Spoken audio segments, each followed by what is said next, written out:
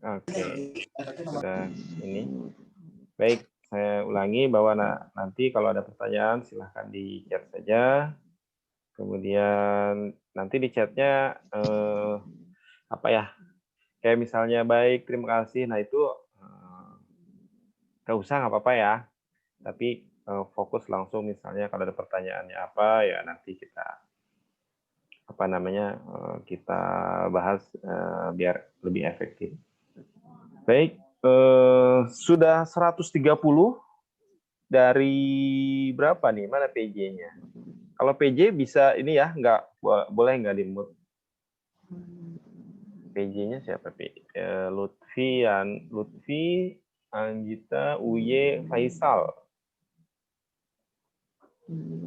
Hadir kan yang 4 orang itu? Hadir, Pak. Siap. Kira-kira anak buahnya udah kumpul semua atau kita mulai saja? Mulai, Pak. Kita mulai aja ya. Oke, kita mulai.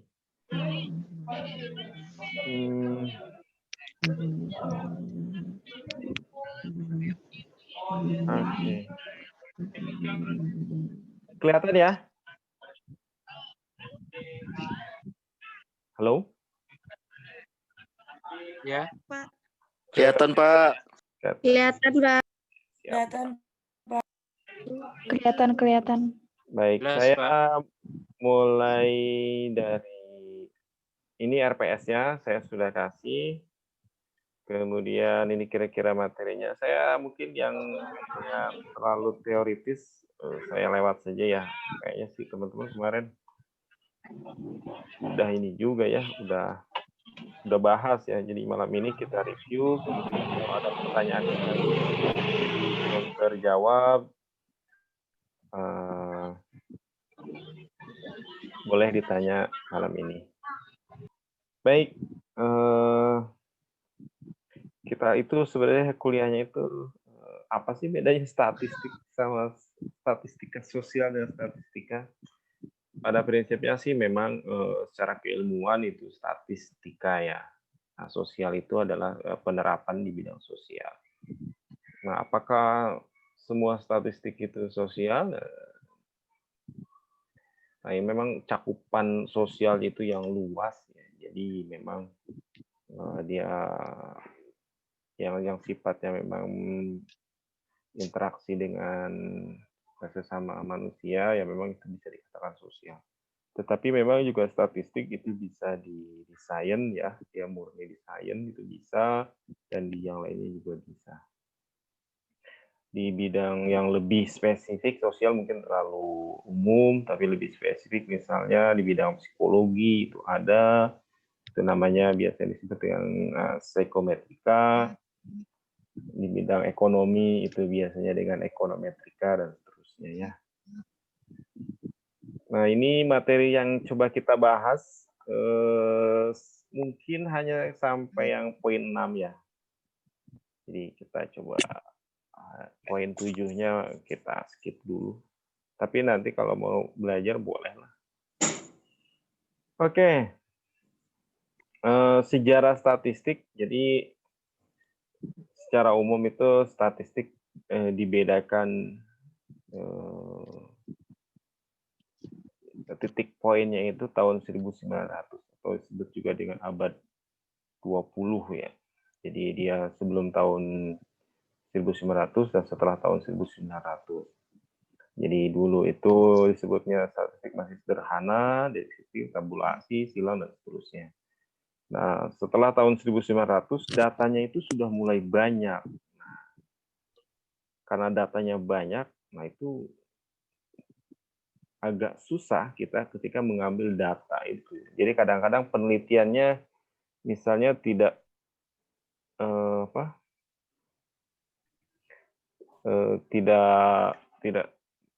membutuhkan waktu yang lama, kemudian biaya, tenaga dan segala macam, maka harus ada yang bisa menyelesaikan masalah itu. Maka keluarlah yang disebut dengan sampel itu. Jadi sampel itu setelah tahun 1900 itu sudah mulai bicara dengan sampel.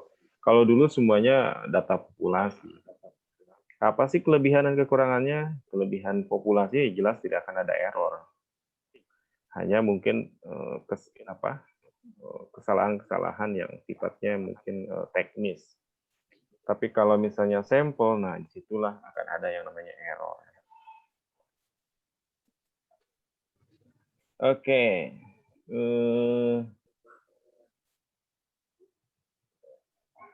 Populasi sama contoh saya tidak terlalu tidak terlalu banyak mungkin bahas ini. Saya coba ke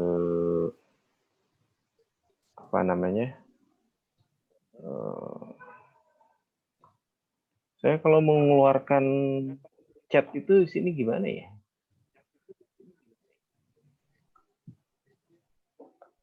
Nanti kalau sudah ada. Kalau cara ngeluarin chat gimana, Sal? Ini di chat. Kalau lagi share screen itu bisa chat nggak? Bisa, Pak, tapi harus keluar itu dulu. Keluar dari ini. Maksudnya share screen-nya tuh jangan nge-share itu, Pak. Balik ke room tadi. Jadi kalau emang mau lihat chatnya yang mau tanya, pakai 2 room aja, Pak. Gabung di HP juga.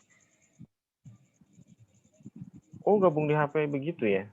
Iya, atau jadi nanti ini aja lah, kalau ada chat, bantu yang teman-temannya PJ-nya itu bantu untuk lihat chat ya. Jadi nanti kalau ada pertanyaan bisa ini. Nah, ini bisa nih. Boleh. Saya bisa nih keluarin chat. Oke, ternyata memang laptopnya aja yang kurang canggih kayaknya. Oke, kita lanjutkan. Ganti ROG, Pak. Hah? Kita lanjutkan ya. Jadi apa sih sebenarnya populasi itu? Jadi populasi itu apa yang menjadi fokus riset kita? Apa yang menjadi fokus penelitian kita? Apa yang menjadi objek kita? Maka keseluruhannya itu disebut dengan populasi. Misalnya saya ingin meneliti tentang mahasiswa dakwah, maka populasinya adalah seluruh mahasiswa dakwah. Kemudian ini contoh populasi. Ketika berbicara populasi, maka kita membutuhkan misalnya karena keterbatasan banyak hal, maka kita menggunakan contoh. Nah, bagaimana dari populasi mendapatkan contoh ini disebut dengan sampling. Cara mendapatkannya disebut dengan teknik sampling. Maka nanti yang teman-teman sudah pelajari itu ada yang namanya teknik sampling. Nah, ini tujuannya. Jadi bagaimana sampel ini bisa menggambarkan populasi secara umum. Maka syarat dari sampel itu adalah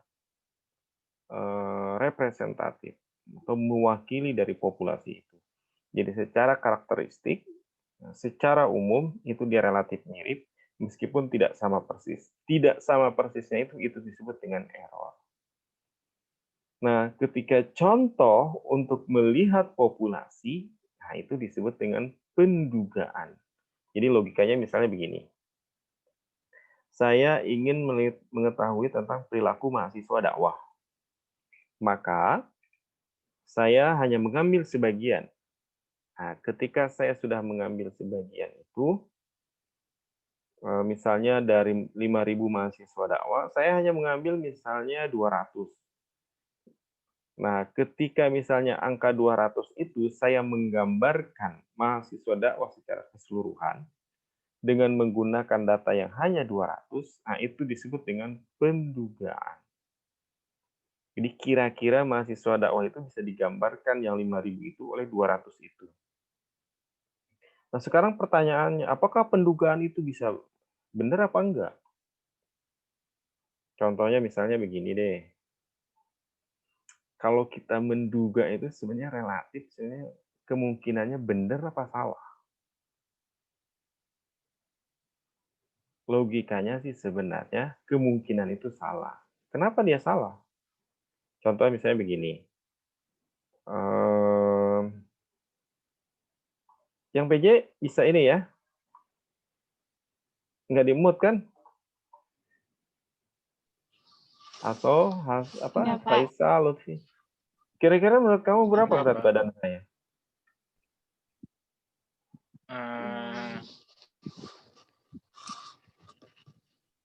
Ayo, apalagi sekarang lu daring begini.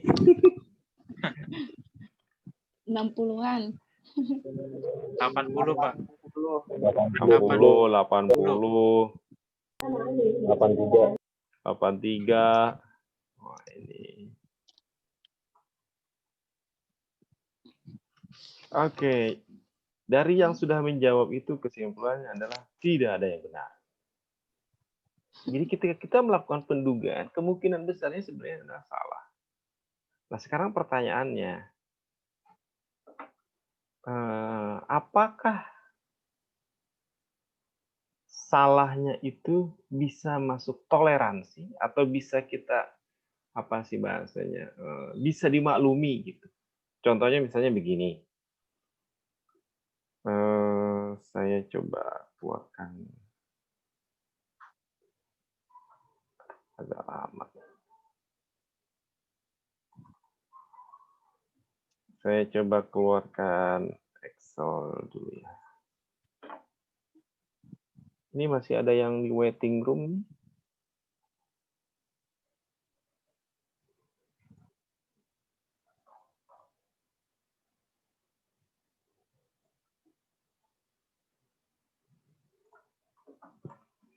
Oke, saya perlihatkan ya tentang mana nih? Mohon maaf sebentar ya. Excel-nya agak lama. Oke, Excel-nya sudah keluar.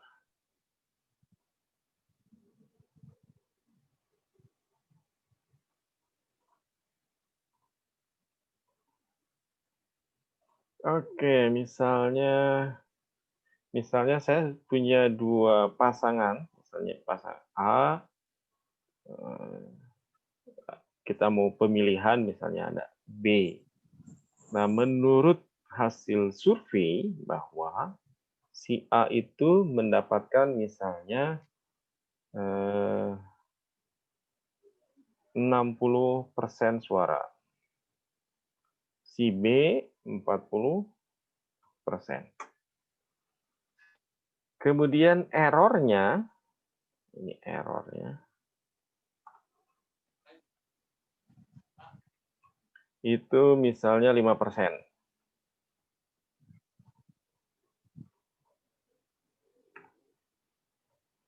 Oke. Maka jawaban atau misalnya hasilnya itu peluangnya berapa sebenarnya? Maka bisa ada kemungkinan adalah, nah, ketika misalnya ada hasil begini, kita bisa mengatakan kan bahwa pemenangnya adalah si A. Si A yang menang. Nah, sekarang dengan error 5% mempengaruhi hasil atau tidak? Kita cek. Bahwa 5% itu artinya si A itu bisa kemungkinan antara 55 sampai 65%. Si B kemungkinannya bisa 35 sampai 45% kemungkinan suaranya. Nah, meskipun dia dinilai yang paling rendah, dia itu 55%. 55% tetap melebihi dari B. Maka ini yang disebut dengan mungkin kita salah, tetapi salah kita masih ada di bawah toleransi. Dan ketika survei-survei itu jarang yang pakai segini ya. Rata-rata mereka kecil, 1%, 2%. Sehingga kemungkinan errornya itu kecil. Nah, itu salah satu kenapa misalnya kita di dalam statistik itu ada yang namanya error atau ini. Nah, inilah yang disebut dengan pendugaan. Nah, sekarang setelah kita duga, nah kita harus punya yang namanya tingkat keyakinan. Seberapa besar kita bisa meyakinkan atau seberapa besar. Jadi kebalikan dari error itu adalah tingkat keyakinan itu atau disebut dengan tingkat kepercayaan. Jadi tingkat keyakinan dengan error dia berbanding terbalik. Kalau tingkat keyakinannya tinggi, berarti misalnya 99%, maka errornya hanya 1%. Kalau tingkat keyakinannya semakin kecil, misalnya 90, berarti errornya bisa sampai 10%. Kira-kira gitu ya. Jadi itu antara hubungan antara pendugaan dengan tingkat keyakinan. Oke, ini definisi-definisi tadi. Jadi ya populasi, kemudian sampelnya atau contohnya, parameter, statistik. Apa sih parameter sama statistik? Jadi kalau parameter itu adalah karakteristik numerik dari populasi, nah sekarang coba saya akan kembali ke sini. Jadi kalau misalnya saja, kelas yang ikut kuliah statistik semester 3 sekarang itu misalnya ada sekitar misalkan saja misalnya 200 mahasiswa. Kemudian saya ingin mengambil mengambil sampel dari 200 itu, saya hanya mengambil misalnya 30 mahasiswa. Jadi dari 200 mahasiswa, saya ambil 30 mahasiswa sebagai contoh. Nah, yang 200 mahasiswa itu,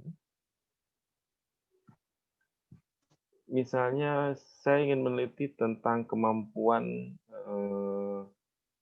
statistik mahasiswa saya.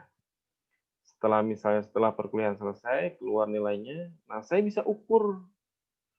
Misalnya saya bisa ukur rata-rata, kemudian modus, median, dan lain sebagainya ya.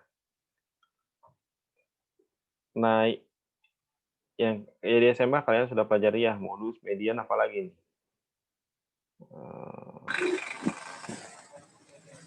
Ya, bukan. Kuliah ya. Apa? Kuliah malah cepetan. Apa? Kuartil, persentil ya. Kemudian yang lain sebagainya. Pak. Iya, min itu rata-rata betul ya. Nah, itu disebut dengan parameter. Jadi min, median, modus dengan datanya dari populasi itu disebut dengan parameter. Nah, kalau yang ini kan tadi datanya 200 mahasiswa. Nah, ini 30 mahasiswa. Kita juga bisa tentukan nilai rata-ratanya, nilai median, nilai modus, dan lain-lainnya itu. Nah, itu disebut dengan statistik. Jadi kenapa dia dikatakan parameter? Kenapa dia dikatakan karakteristik? Jadi sesuatu yang sudah melekat, maka itu disebut dengan karakter. Contoh misalnya ya.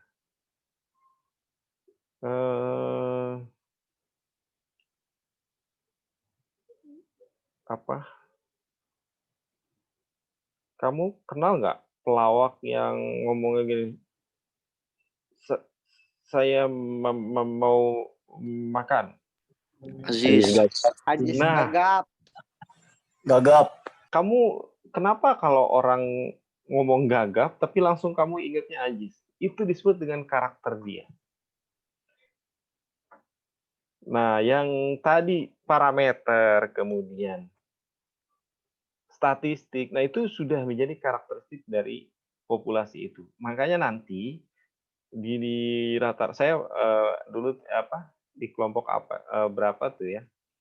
Ada pertanyaan apa bedanya data populasi dengan data sampel atau rata-rata populasi, rata-rata sampel. Nah, itu memang beda. Simbolnya atau apa sih namanya? Rumus untuk rata-rata populasi dengan rata-rata sampel itu beda. simbolnya beda. Begitu juga dengan standar deviasi, variansi atau ragam, itu beda. Nah, perbedaan yang sangat mencolok itu disebut dengan karakteristiknya itu. Maka di sini didefinisikan bahwa parameter itu adalah karakteristik numerik dari populasi. Dan statistik adalah karakteristik numerik dari contoh. Jadi yang harus diingat adalah bicara statistik berarti bicaranya adalah sampel, contoh. Jadi dia bukan data populasi. Harus dibedakan antara statistik dengan statistika. Bagaimana kalau statistika? Nah, statistikanya itu adalah ilmunya, ilmu dari keseluruhan ini. Jadi ilmu tentang tata cara mengambil data, atau mengumpulkan data, kemudian mengolah data, menganalisis, menyajikan, nah itu disebut dengan statistika ya. Nah, dulu itu waktu SMA kan kamu sering ngomong-ngomong variabel ya, X, Y, apa itu variabel? Nah, kalau kita meneliti, misalnya saya ingin meneliti tentang perilaku mahasiswa. Oke, diingat-ingat. Saya ingin meneliti tentang perilaku mahasiswa dakwah. Populasinya adalah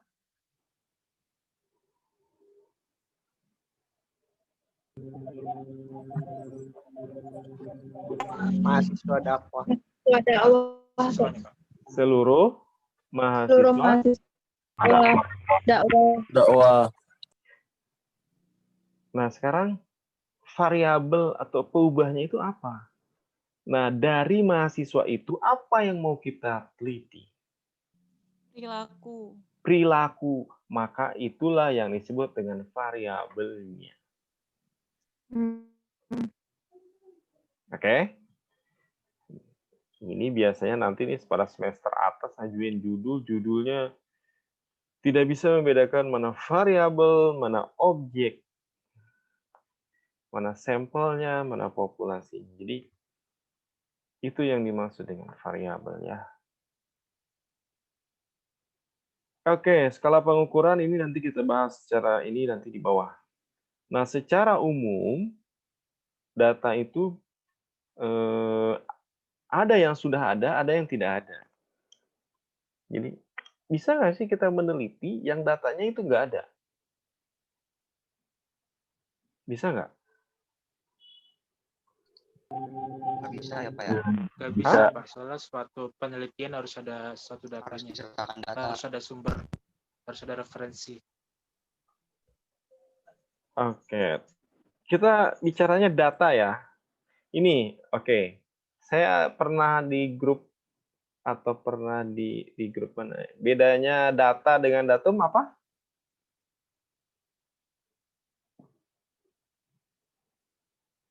Ada yang tahu nggak bedanya data dengan datum? Lupa Pak, kemarin udah Pak. Ayo, masa lupa sih baru kemarin? Kalau data itu jamaknya dari datum, Pak. Yes. Jadi datum itu tunggal, data jamak. Jadi ngomong data pasti ngomongnya jamak banyak ya. Nah sekarang tadi kita kembali, bisa nggak sih kita meneliti yang datanya itu tidak ada?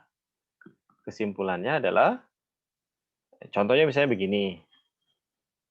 Menurut kalian kira-kira kalau saya ingin pelihara unta di misalnya di mana ya?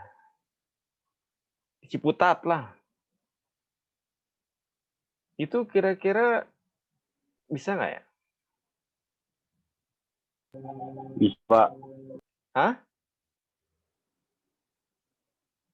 Halo? Kira-kira bisa nggak? Bisa. Bisa, Pak.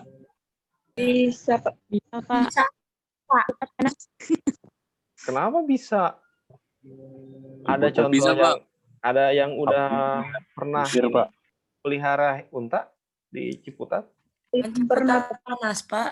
Hah? Di Ragunan ada, Pak, unta, Pak. Di Ragunan. Karena niat, Pak. Di kebun binatang Ragunan ada, Pak. Unta. Kalau di Ciputat ada nggak di Ciputat? Nggak ada, Pak. Nggak ada, tapi sekarang kalau kita mau meneliti, itu kan datanya nggak ada kan?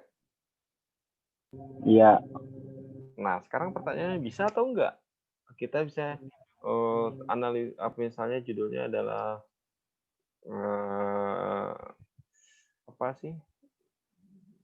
Analisis tentang perkembangan hewan unta, atau misalnya apa ya?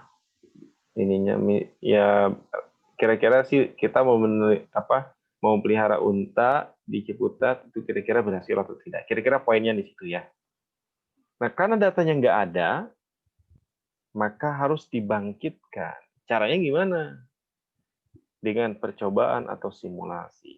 Nah, kita coba dah beli unta, pelihara di daerah Ciputat, hidup apa enggak? Nah, itu disebut dengan dibangkitkan. Datanya sebelumnya tidak ada. Kita lakukan percobaan atau kita lakukan simulasi, baru kemudian datanya itu bisa ada. Jadi, kita bisa meneliti data yang memang belum ada sebelumnya. Tapi kita bicara secara empirik ya. Kalau yang secara gaib, ya susah juga ya. Bukan berarti yang tidak ada itu yang gaib ya. Ya itu ya saya sih belum pernah melakukan penelitian itu. Tapi kalau kalian ada yang mau ya silahkan aja ya. Berarti ilmu yang pasti-pasti aja ya, Pak ya? Bahasanya sih bukan pasti di dalam ini tuh. Karena yang pasti itu belum tentu bisa dibuktikan. Nah, bingung lagi kan? Ini saya mau nanya sama kamu. Matematika itu nyata apa enggak? Nyata atau abstrak? Nyata. Nyata, Pak. Nyata kadang abstrak, Pak. Kalau saya Jadi sebenarnya nyata atau abstrak? Abstrak, Pak. Abstrak. Abstrak, Pak. abstrak, Pak. Kalau kita menghitung, kita tidak melihat langsung. Apa? Tadi siapa tuh yang jawab? Nyata lah, Pak. Kalau kita mengolah data kayak menghitung Itu gitu, nyata, kita Pak. tidak langsung terjun Ini siapa langsung nih gitu, Pak. coret-coret di Tidak ada Muhammad? objeknya. Muhammad jangan coret-coret Muhammad. Apa nih coret-coretnya? Si Muhammad. Muhammad S. Aku dicoret-coret dah. Oke, udah hilang. Oke, matematika itu nyata atau enggak? Tapi bukannya matematika itu berdasarkan itu ya Pak, fakta dan Siapa nyata nih yang gitu. Nyata jawab? ya Siapa? data. Silva ya? Iya Pak. Oke. Kita ini aja kita buktikan biar kamu ingat terus seumur hidup ya. Zil, kamu tahu angka 2? Tahu Pak. Tahu. Oke. Saya minta 2. Mana nih kameranya? Minta 2. Bisa ngasih 2? Nggak bisa sih Pak. Angkanya. Kan dia nggak berupa benda Pak yang bisa dikasih. Nah. Jadi matematika itu Abstrak, abstrak. Pak. Abstrak. Abstrak, Pak. Nggak ada yang bisa Kita ngasih kan? tidak ada objeknya, nggak ada buktinya, Pak. Nah, yang sekarang pembelajaran dilakukan itu adalah karena dia abstrak, kadang susah ngajarin ke anak-anak. Ke mahasiswa aja susah kan? Nah, apalagi ke anak-anak SD, anak-anak SMP sih sudah mulai separuh-separuh ya. Tapi kalau anak SD itu dengan cara apa sih bahasanya? Dinyatakan, apa sih bukan nyata? Si itu disebut objek. yang itu yang dimaksud dengan matematika realistik. Jadi bagaimana cara misalnya pembelajaran itu tidak hanya angka tok, tapi juga punya makna. Jadi misalnya belajar penjumlahan nggak hanya 2 tambah 3, tetapi misalnya Rp1.000 ditambah Rp2.000. Nah, anak-anak kan paham kan kalau 1.000, 2.000? Nah, prinsipnya matematik, tetapi jadi uangnya itu yang apa namanya? Itu yang direalistikkan. Oke ya, kita lanjut. Kalau belum ada pertanyaan? Kalau ada pertanyaan boleh lanjut. Oke, jadi secara umum statistika ada 2, ini bukan versus ya, tapi saling mendukung malah. Ada statistika deskriptif, ada inferensial. Nanti kita pelajari kedua-duanya. Nah, ini saya kutip dari bukunya Ronald E. Walpole. Kalau ada yang punya bukunya, itu covernya itu abu-abu. Punya saya dipinjam belum dibalikin. Di mana ya? Iya, itu gara-gara kalau dipinjam itu begitu dah. Nah, Jadi dia hak milik, Pak. pengantar statistika. Itu pengarangnya ini Ronald E. Walpole. Tapi yang di Indonesia itu terkenalnya yang sudah diterjemahkan oleh Pak Bambang Sumantri namanya. Nah, saya pernah diajar langsung sama beliau. Orangnya keren ya, alumni USA. Cuman dia nggak selesai kuliahnya gara-gara sakit. Tapi dia menerjemahkan banyak buku. Salah satunya adalah buku Ronald E. Walpole ini. Kamu kalau misalnya bisa menyelesaikan buku ini, wah, kamu jadi statistician. Jadi orang statistik lah. Itu buku yang terendah, biasanya buku wajib untuk orang-orang statistik. Jadi, statistika deskriptif adalah metode-metode yang berkaitan dengan pengumpulan dan penyajian suatu gus data sehingga memberikan informasi yang berguna. Nah, ini penting ya. Ini deskriptif ya. Kalau terkait dengan analisis dan sebagainya, itu yang satu lagi, yang inferensial. Jadi deskriptif itu hanya pengumpulan dan penyajian, tapi jangan lupa bahwa itu harus memberikan informasi yang berguna. Nah, itu penting ya. Nah, kalau statistika inferensi atau inferensif itu sama saja. Ini redaksi ininya saja. Statistik inferensif atau inferensia itu statistik yang terkait dengan pengambilan keputusan dengan menggunakan uji tertentu. Jadi kalau saya ingin mengatakan bahwa kelas A lebih baik dari kelas B, maka saya tidak boleh menggunakan deskriptif. Harus diuji. Nah, ini uji-ujinya ini baru sebagian kecil. Ada korelasi, regresi, Gaussian, UGT, ANOVA, Wilcoxon, Mann-Whitney, poin biserial, kemudian banyak ya. Ya, prinsipnya adalah setiap data itu berpengaruh terhadap analisisnya. Makanya nanti kita akan pelajari tentang jenis-jenis data ya.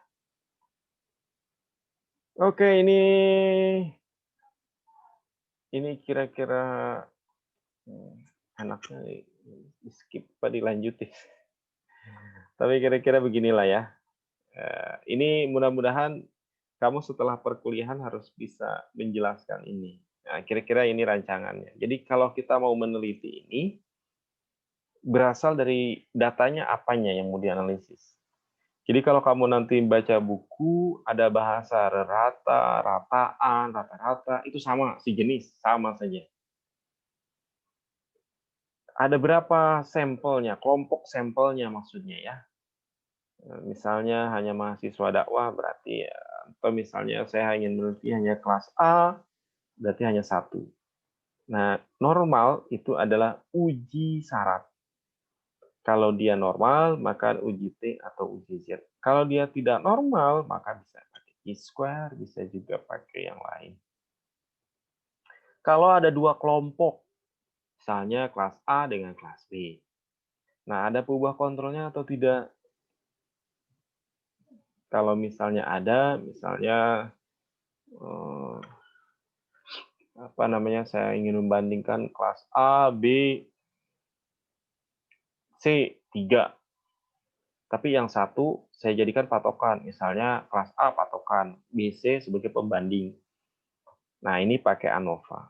Tapi kalau misalnya tidak ada kontrolnya, maka ya berarti hanya 2 kelompok saja, misalnya ya kelompok A, kelompok B, apa namanya, kemudian saya membandingkan kelas A, kelas B, cek datanya normal atau tidak. Kalau dia normal, pakai uji T bebas. Kalau dia tidak normal, pakai Man-Whitney. Kalau dia sampelnya tidak bebas atau saling berhubungan, nah dicek lagi datanya normal tidak. Kalau datanya normal, pakai uji tetap bebas. Kalau dia tidak normal, pakai Wilcoxon. Gitu kira-kira ya. Oke. Berapa menit ini kita? Setengah jam. Udah mulai mau ngopi-ngopi? Silakan kalau ada yang mau sambil ngopi, ngebahas. Boleh kok. Boleh lah sambil, biar kamu nggak ngantuk.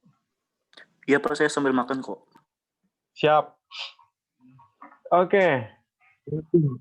Ini saya tidak terlalu lama ya, saya akan sekilas saja. Beberapa jenis data, tadi kenapa ini perlu dibahas, bahwa dalam statistik jenis datanya beda, analisisnya beda, itu penting. Jadi yang pertama, berdasarkan sifatnya ada kuantitatif, kualitatif. Contohnya kalau kuantitatif ya, ini data ya, kita bicaranya data. Jadi data yang memang betul-betul berbentuk angka, ada jumlah penduduk, jumlah siswa, dan lain sebagainya. Timbangan, ya lain-lain lah.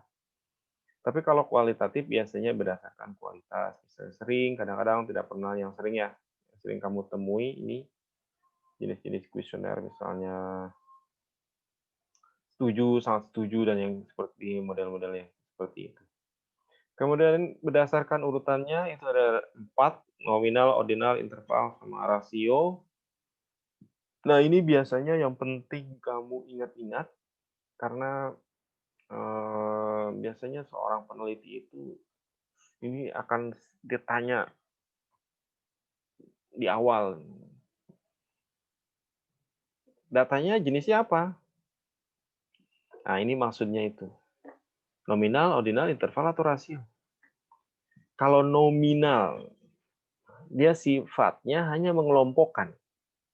Jenis rambut, apa lagi? Kira-kira apa lagi? Ayo mikir, saya sambil ngambil minum. Warna kulit. garam, Pasir. pasir, Gula basi. Apa-apa? Warna kulit, Pak. gula apa? Gula, Warna garam, kulit.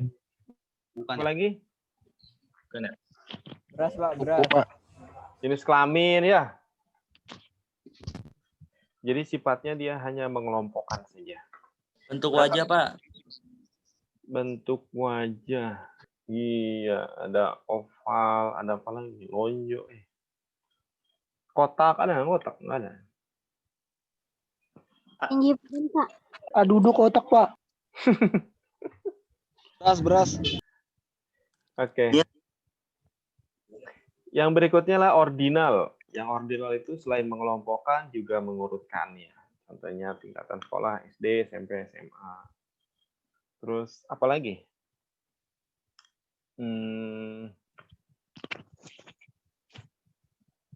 Umur, Pak.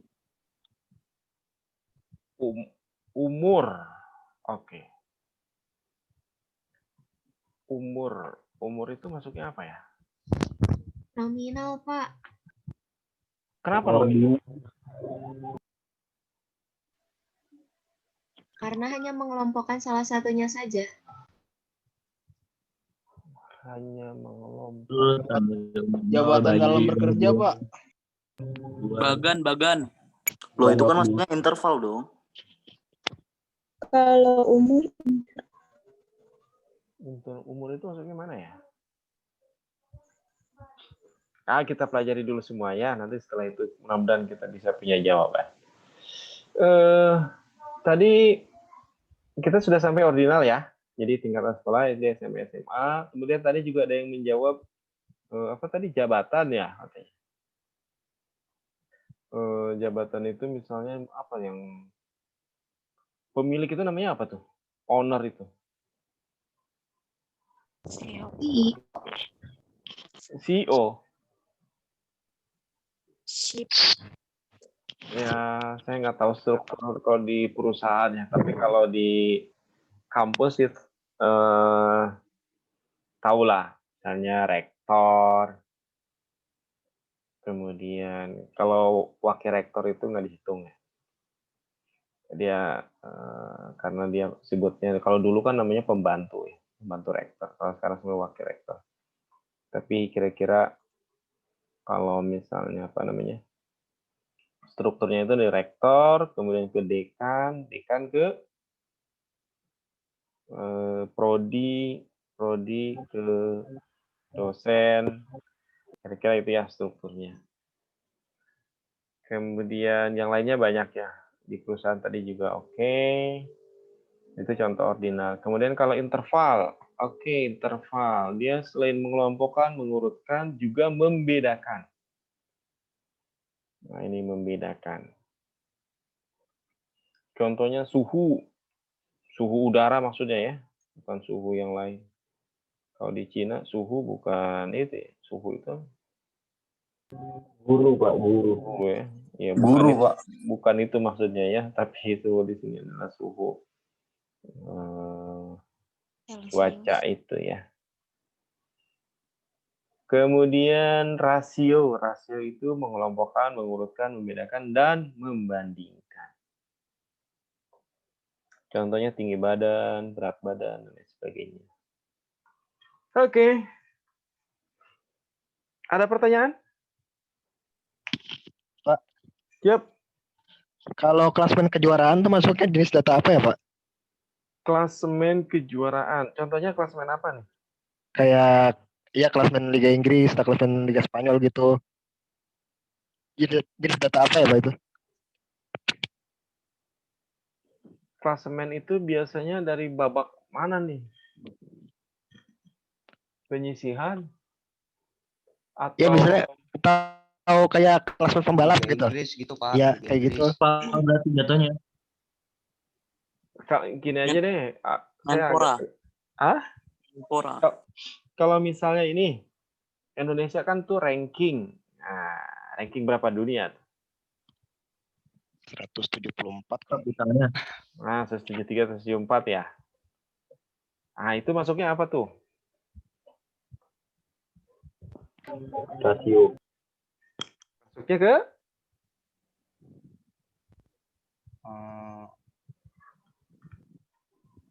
Ordinal ya, Pak. Ordinal. Masuknya ke ordinal. Kenapa di ordinal?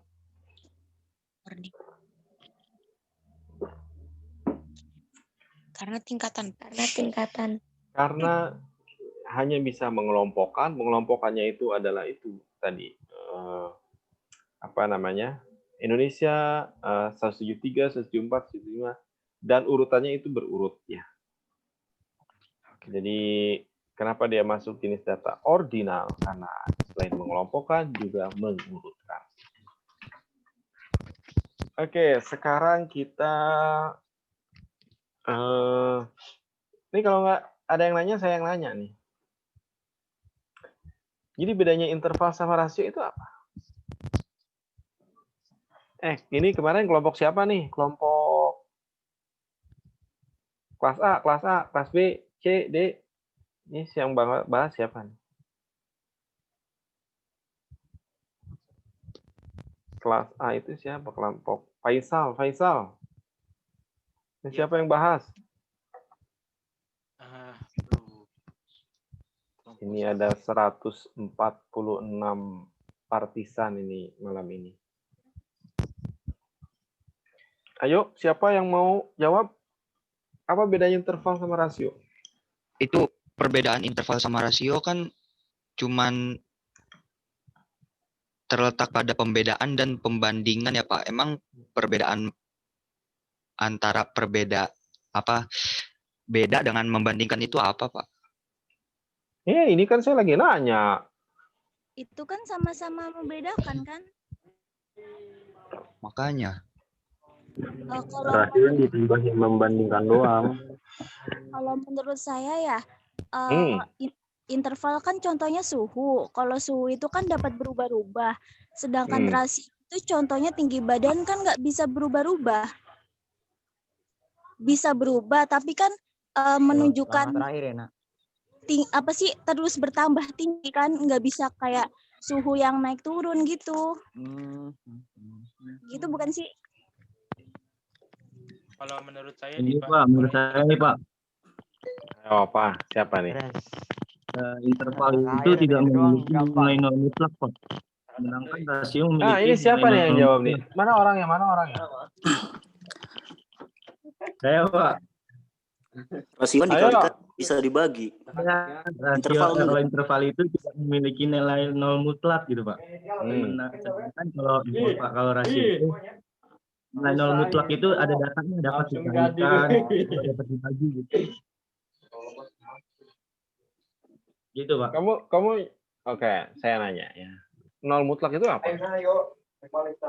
Nol mutlak itu kayak istilahnya tuh kayak skala gitu Pak. Kayak misalkan dia mutlak seperti gitu. Nah, ini. Yang tadi yang pertama itu sumbernya dari YouTube. Tapi yang kedua itu mulai ngarang. Nol mutlak pun nggak bergerak. Kan hanya membedakan aja, berarti ya, kayak gitu aja jawabannya Pak. Oke ya. Tidak bergerak. Tadi kata Fahri tadi ya, interval sama rasio.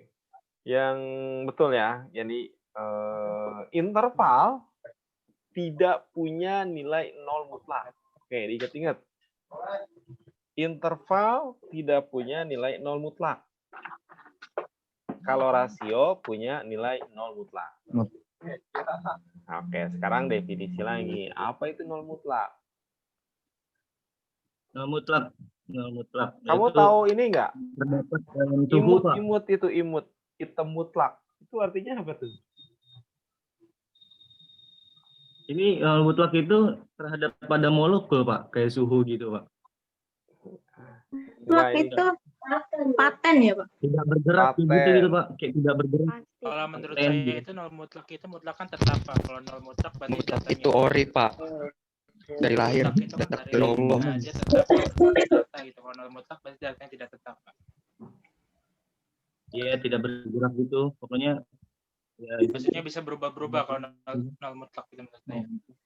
Nol mutlak berubah-berubah. Soalnya nol mutlak kan tetap. Kalau nol itu berarti menurut saya tidak tetap Pak. Nggak tetap. berarti tidak bergerak gitu Pak. Kayak terdapat dalam suhu gitu. Ya kalau suhu kan dia mutlak. Oke ya, biar enggak ini. Tadi tuh sebenarnya saya biar kamu ingat nol mutlak itu dengan kata-kata hitam mutlak. Apa sih hitam mutlak itu? Ya, kira-kira kalau dikerok itu tetap hitam gitu. Maaf ya, bukan ini. Tapi sebenarnya saya ingin mengatakan begini. Nol mutlak itu nol yang memang betul-betul nilainya nol.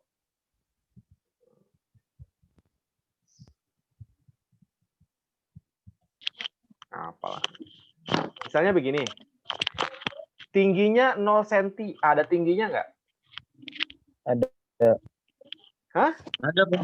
0 cm. Enggak ada. Nggak ada, Pak. Nggak ada tingginya, Tong San. Nggak ada kan?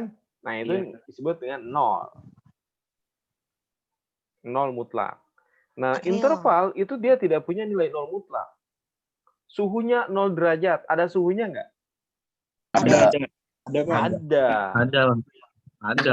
Nolnya bukan bisa betul sampai nol kan? Iya. Nah, itu. Full. Oke. Ada. Paham ya? Nol mutlak ya? Paham Pak. Paham, Pak. Insya Allah. Pak. Oke. Perbedaan yang kedua, dia interval tidak bisa dibandingkan.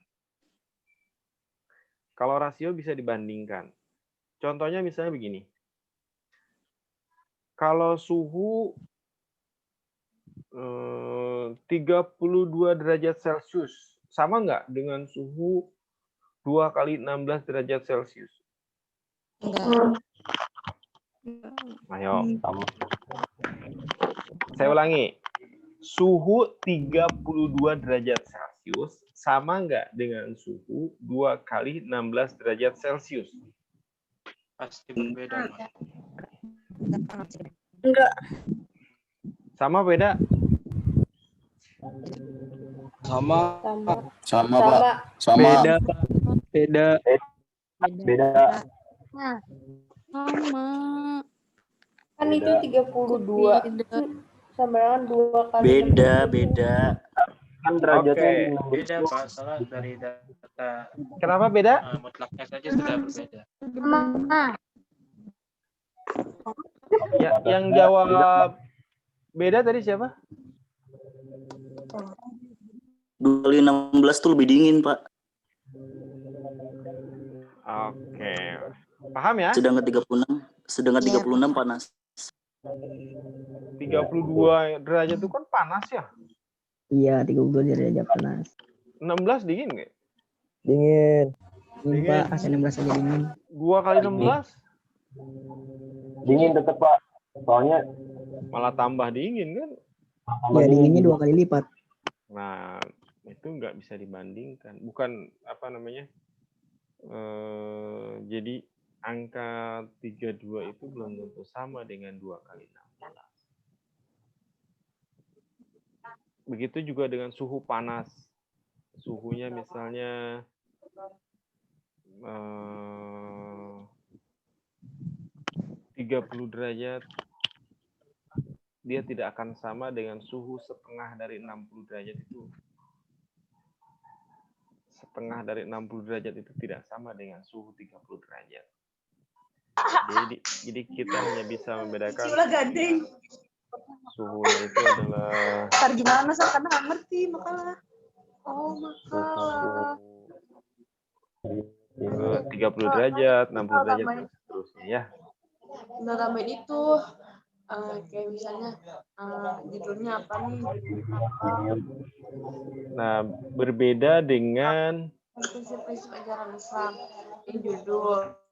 Terus ini siapa ya? Beda dengan rasio ya. Kalau rasio itu tinggi badan. Bisa dibandingkan. Kayak misalnya orang yang tinggi badannya 80. tinggi badan 80. Ini sekali ya. Ya, misalnya orang yang tinggi badannya 2 meter, sama enggak dengan kalau ada orang yang tingginya masing-masing 1 meter itu tingginya sama enggak? Tapi yang 1 meter itu 2. Apa? Sama enggak? Sama. Sama ya? Kalau nggak percaya coba aja. Atau misalnya berat badan, orang yang berat badannya berapa ya berat badannya? 100 kilo. Kamu timbang tuh, yang satu 100 kilo, yang satunya sebelahnya 2 orang tapi masih 50 kilo. Nah, seimbang nggak? Seimbang kan? Ya. Nah, itu disebut dengan bisa dibandingkan ya. Jadi itu ciri-cirinya yang ininya.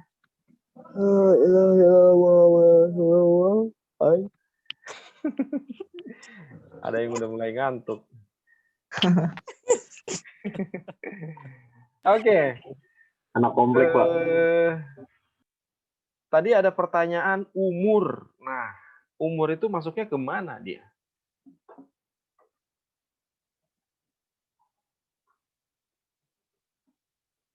Nominal, ordinal, interval, rasio. Interval, Pak.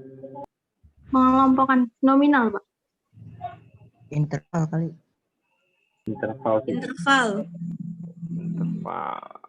Interval. Nominal kayaknya enggak ya. umur kamu misalnya 2 tahun, Dengan suhu dia, Pak. terus kan setahun, 2 tahun, 3 tahun, kan ada urutannya ya. Nominal pasti lewat. Ordinal juga memenuhi. Nah, sekarang bisa dibedakan nggak? Dibedakan itu misalnya Baik. apa? Dia sebenarnya lebih yang dimaksud dengan, kamu tahu nggak bedanya data? Nanti setelah ini ada bahasannya memang, discrete dengan continue itu.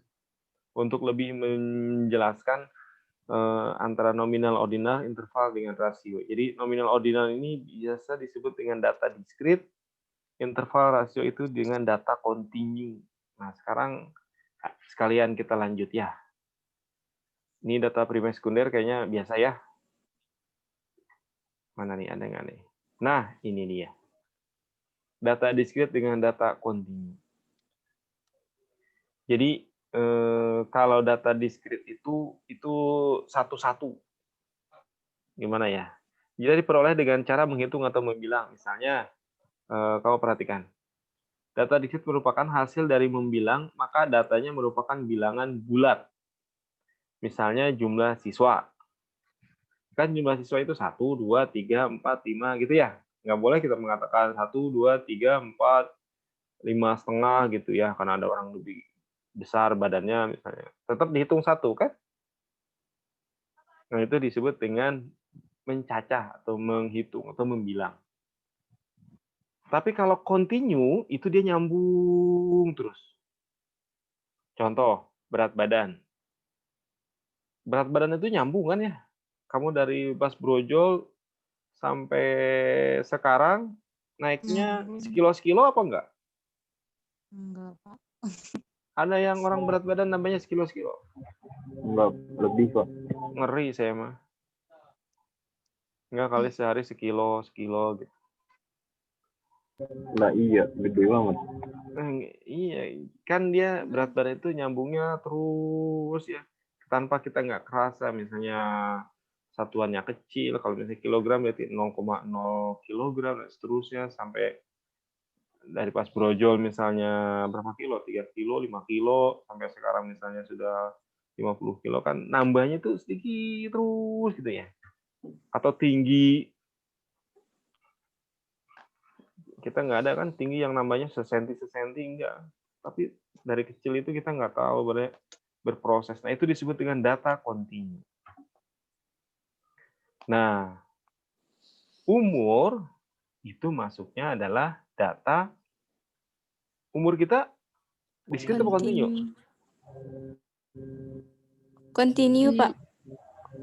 Kenapa continue? Discrete. Karena umur kita diukur, Pak. Karena umurnya bertambah. Dan selalu bertambah, Pak. Iya, Pak. Nah, berkelanjutan. Nah, ini diperoleh apa? Dihitung atau dibilang atau diukur umur kita? Discrete, Pak. Discrete. Dihitung dong. Kenapa discrete? Henry ya tadi. Karena pasti bulat, Pak. Nggak ada umur 1,5. Biasanya umurnya berapa? 17 tahun, 18 tahun. Oke. Ada yang lain? Betul, Henry. Ada supporternya. Kamu nambahnya umur setahun. Iya, Pak. Iya. Mana sih? Kalau umur. Tiap hari nambah. Kalau bayi kok 4 bulan, 9 bulan, 7 bulan. Nah. Iya itu. Setiap hari. Ada orang yang umurnya namanya setahun.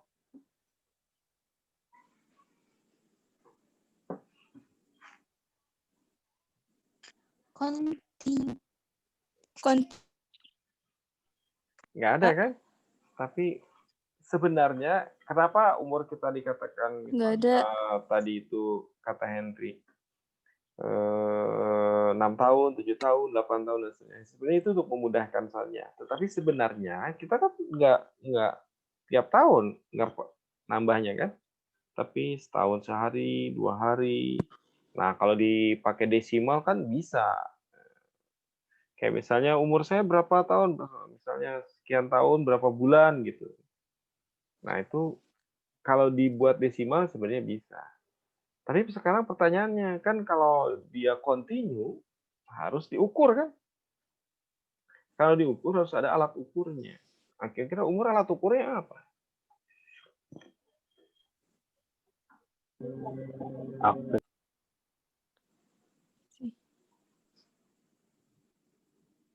Alat ukurnya apa? Kira-kira apa alat ukurnya? Ada yang tahu? Hari, Pak.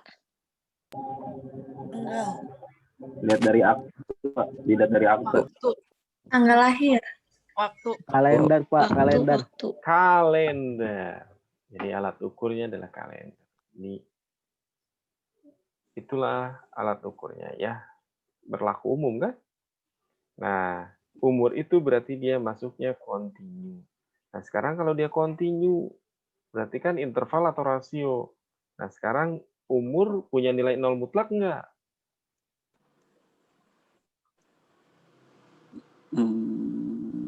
Bayi itu berapa usianya? Usianya 0 tahun.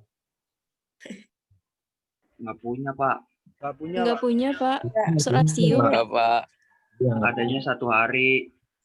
Oke, berarti itu dia masuknya ke Rasio. Bisa dibandingkan juga kan umur yang 10 tahun sama dengan usia umur 2 kali 5 tahun. Bisa, Pak. Oke. Ini Ahmad Sultan mau nanya atau apa, Ton?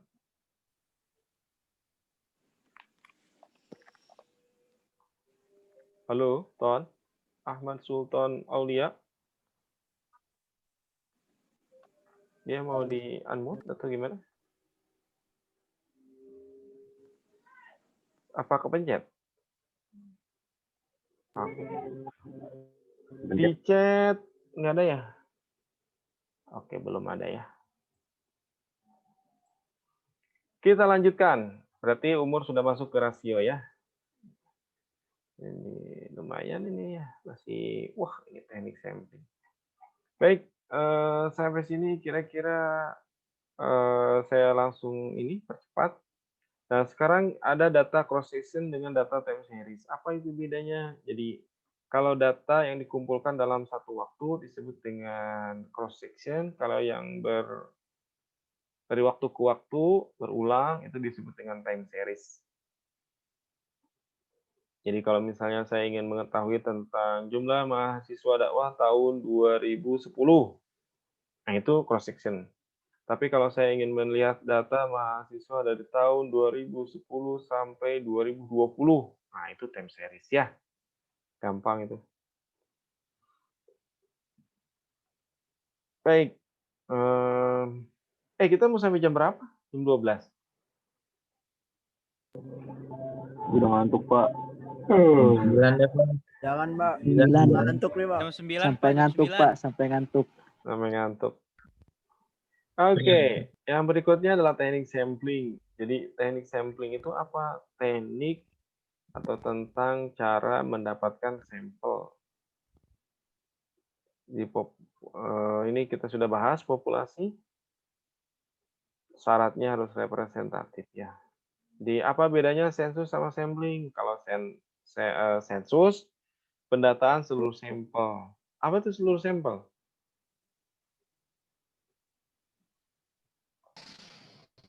Tujuannya, Pak. Hah? Ada yang tahu seluruh sampel itu apa? Semua kalangan ya, Pak? Seluruh datanya, Pak. Iya, apa itu namanya? Objek penelitiannya gimana, Pak? Seluruh sampel itu maksudnya apa? Seluruh kalangan. Populasinya, Pak. Yes, data populasi ya.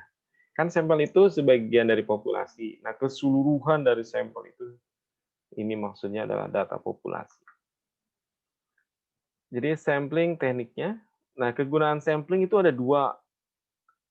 Satu untuk estimasi, yang kedua untuk uji hipotesis. Nah biasanya yang estimasi ini jarang digunakan, kecuali orang-orang yang memang bertujuan untuk itu ya. Saya misalnya mau mengestimasi kira-kira nilainya mahasiswa, nilai statistik semester ini tuh bagus-bagus apa enggak.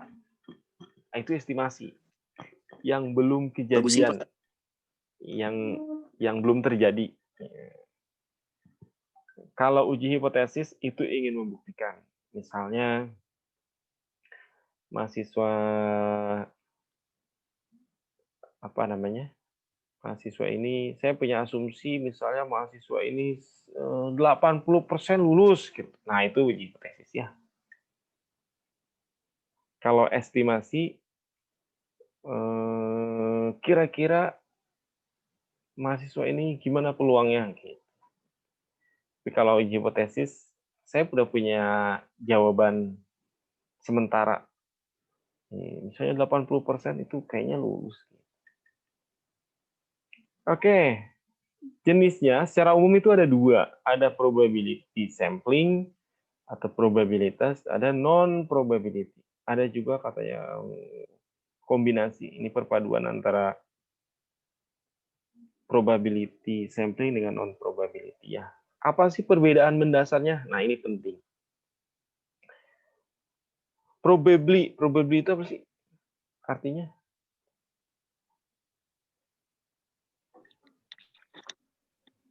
Kemungkinan, Pak. Kemungkinan. Apa sih maksud kemungkinan itu apa sih? Kira-kira. Jadi bisa jadi. Jadi yang dimaksud dengan probability atau probably di sini adalah kemungkinan atau peluang. Jadi kan tadi saya misalkan ya, mahasiswa ini misalnya kelas ini itu ada 200 mahasiswa. Tadi saya mengambil sampel misalnya 30. Oke? 30 dari 200 berarti kan ya. Nah, ketika saya mau mengambil 30 dari 200 itu, setiap mahasiswa yang 200 itu punya peluang yang sama untuk diambil jadi sampel.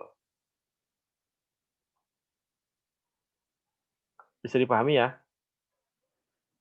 Jadi dari 200 itu diambil 30. Nah, setiap anggota yang 200 itu punya peluang yang sama untuk menjadi sampel. Itu disebut dengan probability sampling. Nah, ada beberapa caranya ya.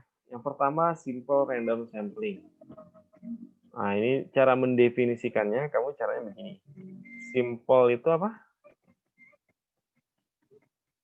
Sederhana. Random? Acak. Sampling? Contoh. Teknik.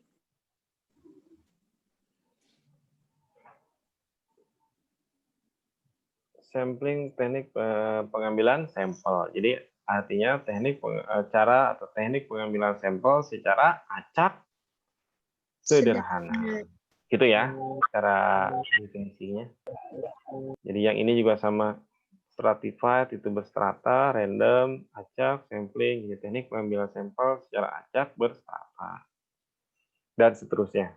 Nah, sekarang contoh, nah ini yang sering terjadi di mahasiswa semester atas itu, entah udah lupa kuliahnya kelamaan dari semester 3, skripsinya semester 7 atau ini. Kamu ingat-ingat definisi random itu ya, acak itu bukan, jadi misalnya mau meneliti tentang nasabah suatu bank. Pak, saya respondennya saya pilih simple random sampling. Jadi saya nasabah yang ketemu saya, nah itulah yang dijadikan sampel. Itu bukan simple random sampling. Itu bukan acak. Definisi acak itu bukan seperti itu. Jadi definisi acak itu adalah betul-betul kita mengacak. Jadi kalau misalnya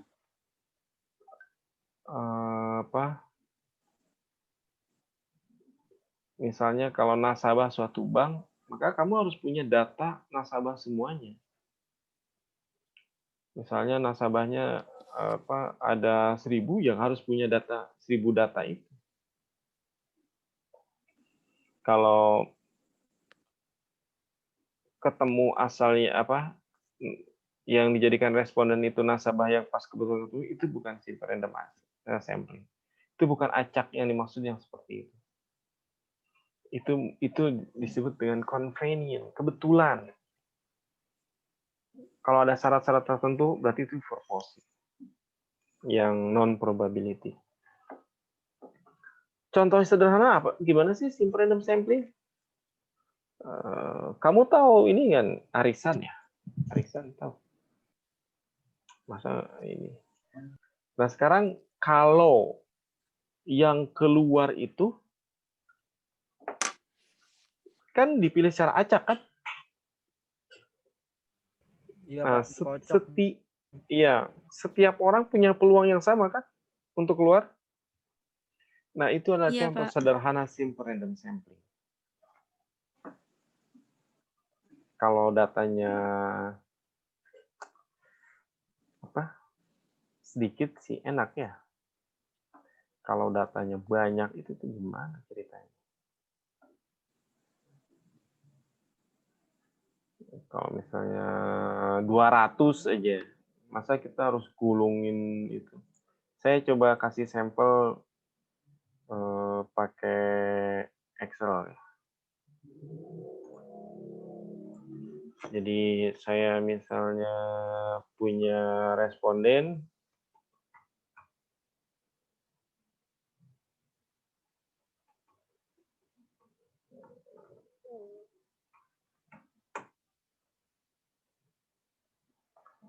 atau mahasiswa tadi. Kita misalnya tadi berapa? 200. Oke. Kelihatan ya? Kelihatan, Pak. Oke, saya misalnya respondennya itu mahasiswa. Berarti saya harus punya data 200 mahasiswa itu. 200 ya. Nah, sekarang dari 200 ini saya mau mengambil sampel. Sampelnya sebanyak 30 ya. Bikin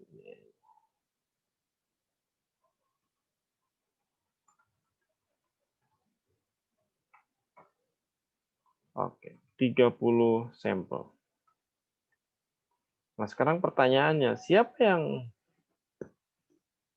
saya jadikan 30 itu? Kita nggak boleh 30 pertama, itu namanya tidak, setiap responden tidak punya peluang yang sama. Maka saya coba pakai bantuan namanya bilangan acak. Ini sama dengan Random. Random between antara. Kan di sini urutannya dari yang pertama ya. Sampai berapa? Jumlah mahasiswanya 200. Nah, ini dia. Berarti responden pertama saya adalah mahasiswa urutan 196. Tinggal dicari mahasiswanya siapa. Ini yang dimaksud dengan simple dengan random sampling itu. Random sampling. Simple karena ini adalah yang paling sederhana. Jadi semua anggota populasi itu dijadikan satu tempat, satu frame namanya. Kalau 30 tinggal di copy aja kan.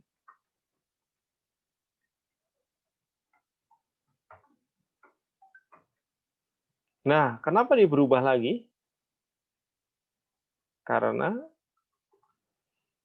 Karena dia acak, maka dia setiap kita klik dia akan berubah. Nah, sekarang tinggal kita lakukannya mau berapa kali pengacakan. Misalnya gini. Nah, saya lakukan pengacakan misalnya berapa 100 kali pengacakan misalnya. Saya itu sampai 3 nih, 1, 2, 3. Maka misalnya saya ambil inilah respondennya. Ini kalau misalnya ini akan berubah terus, maka saya copy ya. Copy, paste, klik kanan, jangan lupa. Paste spesial, pilih values-nya. Yang ini berubah, yang ini tetap. Untuk memudahkan identifikasi, misalnya kita urutkan. Urutkan dari yang terkecil.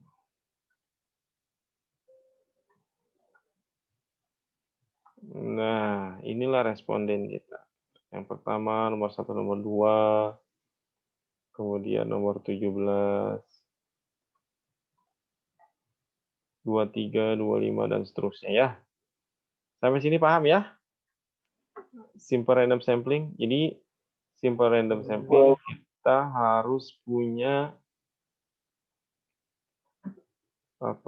kita harus punya data keseluruhannya. Baru kita bisa melakukan pengacakan. Baik, yang berikutnya stratified random sampling. Apa bedanya dengan cluster? Jadi kalau stratified itu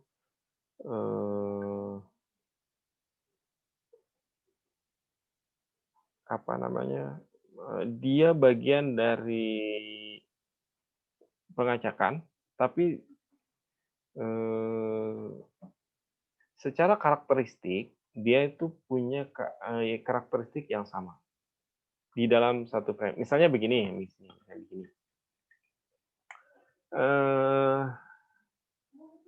Saya ingin melihat misalnya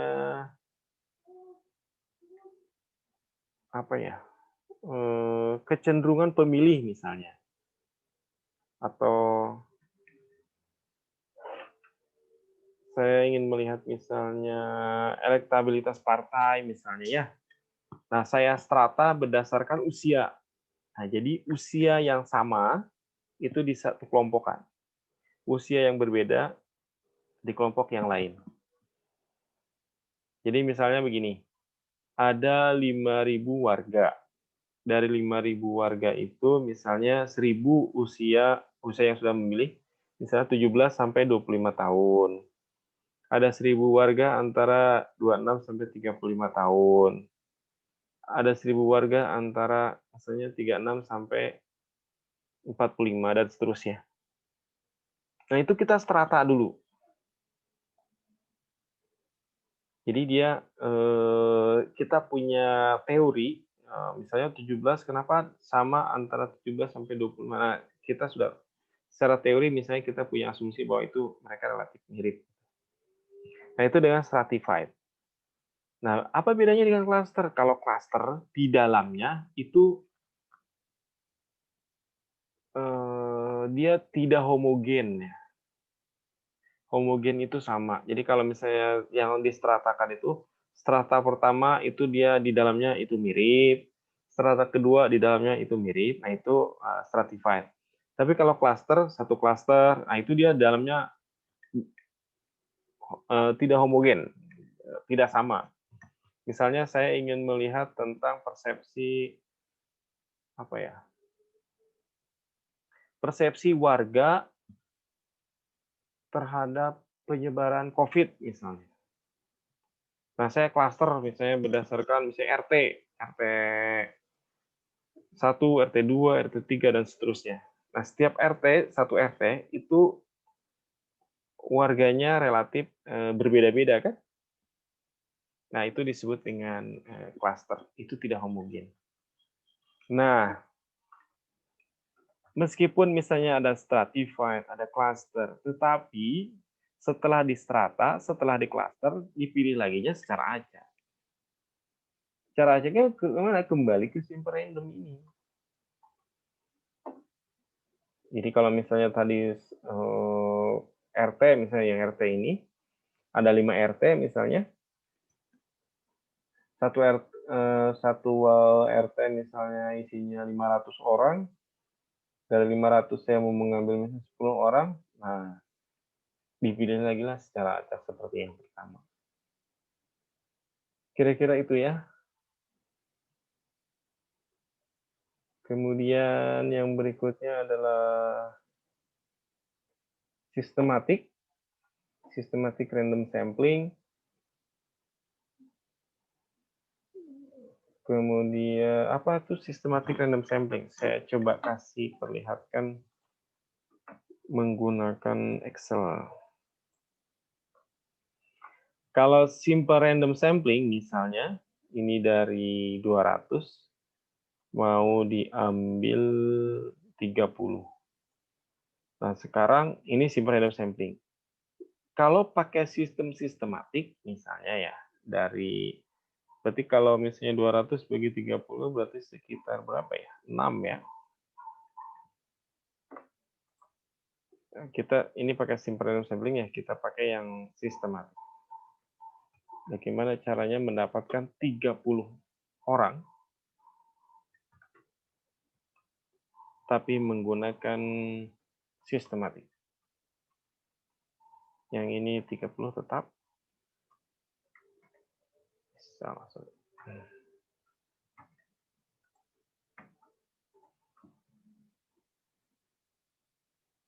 Saya sudah share screen belum?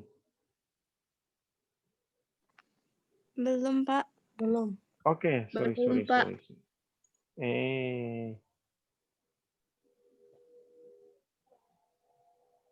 Oke ya. Sudah ya? Sudah, Pak. Nah, tadi dari misalnya dari 200 diambil 30, kira-kira berapa tuh? 200 bagi 30 berapa? Sekitar 6 ya? 6 koma ya? Iya, Pak. Oke. Nah, yang kita lakukan pengacakan hanya 1 sampai 6. Jadi sama dengan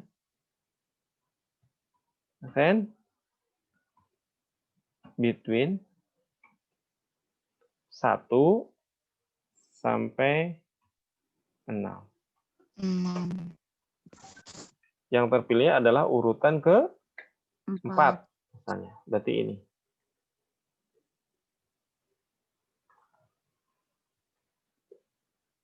Sisanya ada kelipatan 6. Berarti yang ini saya tulis 40, ini berubah lagi. Sisanya tinggal kelipatan 6, mulai dari 4. Jadi tinggal sama dengan ini tambah 6. Ke bawahnya tinggal tambah.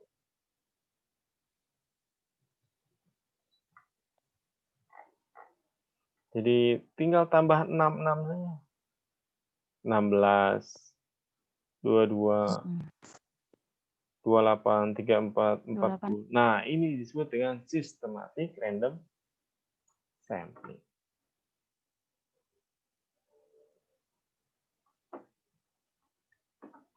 Oke.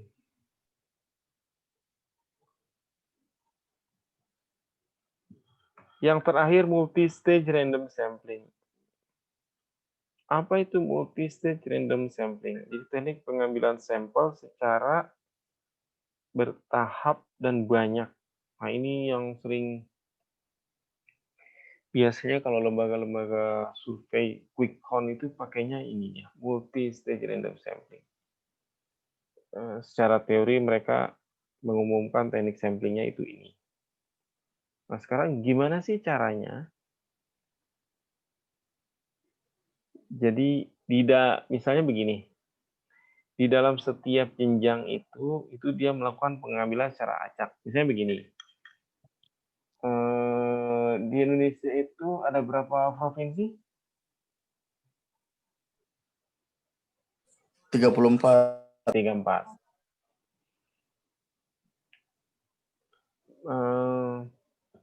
Ada berapa kabupaten kota? Ada yang tahu nggak? Di Indonesia.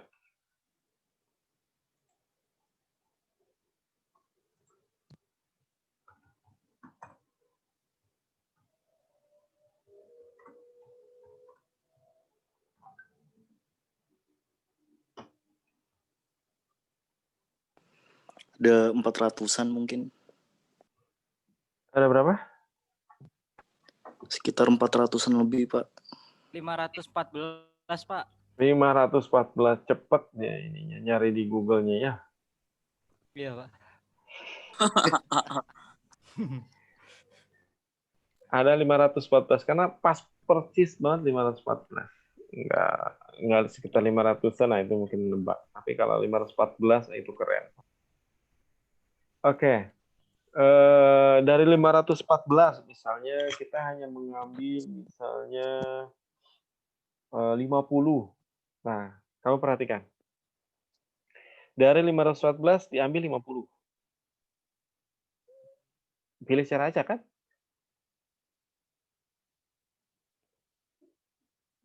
Itu disebut dengan yang pertama, satu tahap. Kemudian dari 50 kabupaten kota, ada berapa kecamatan?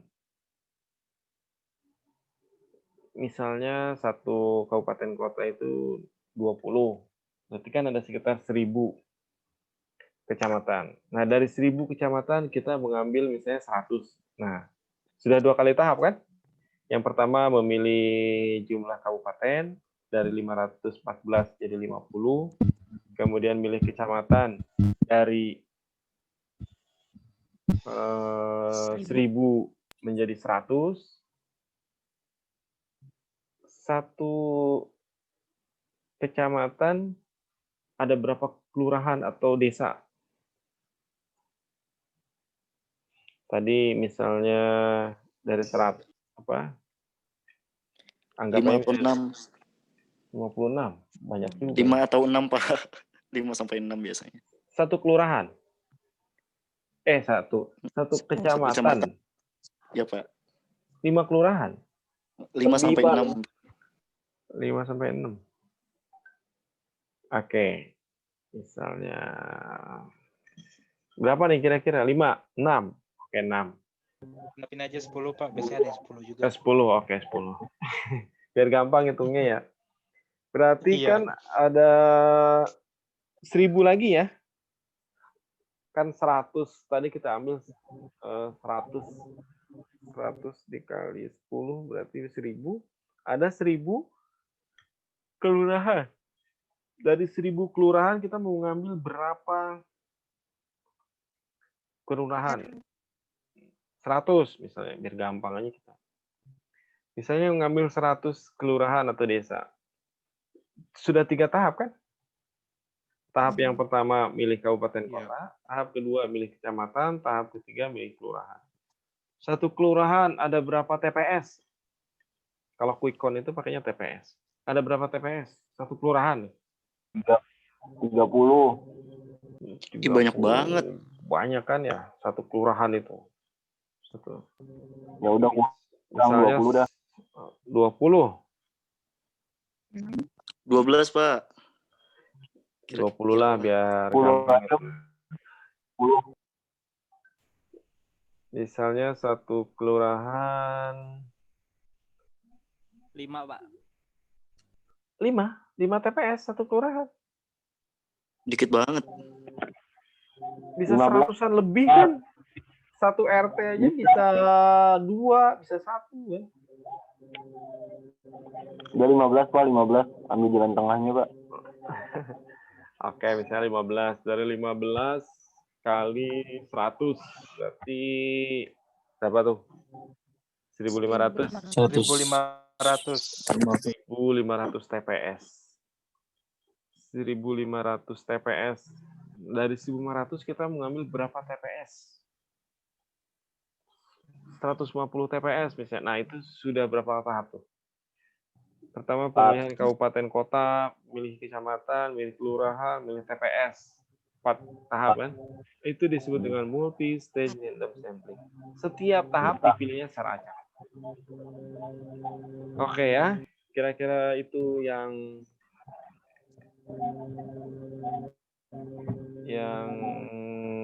probability sampling.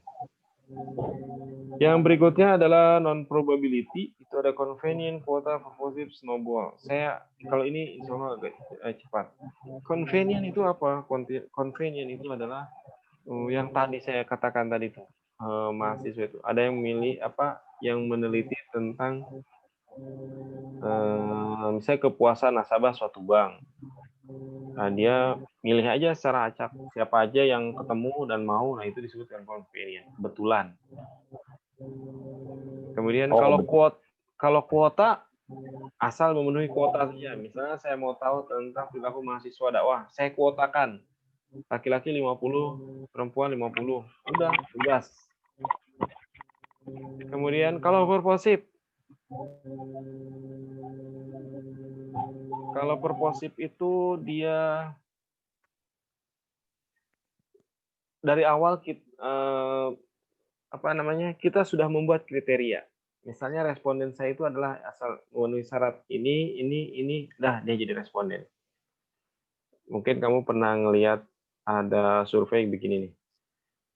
Jika responden kita itu adalah ini, jika Anda memenuhi syarat silakan dilanjut, jika tidak stop.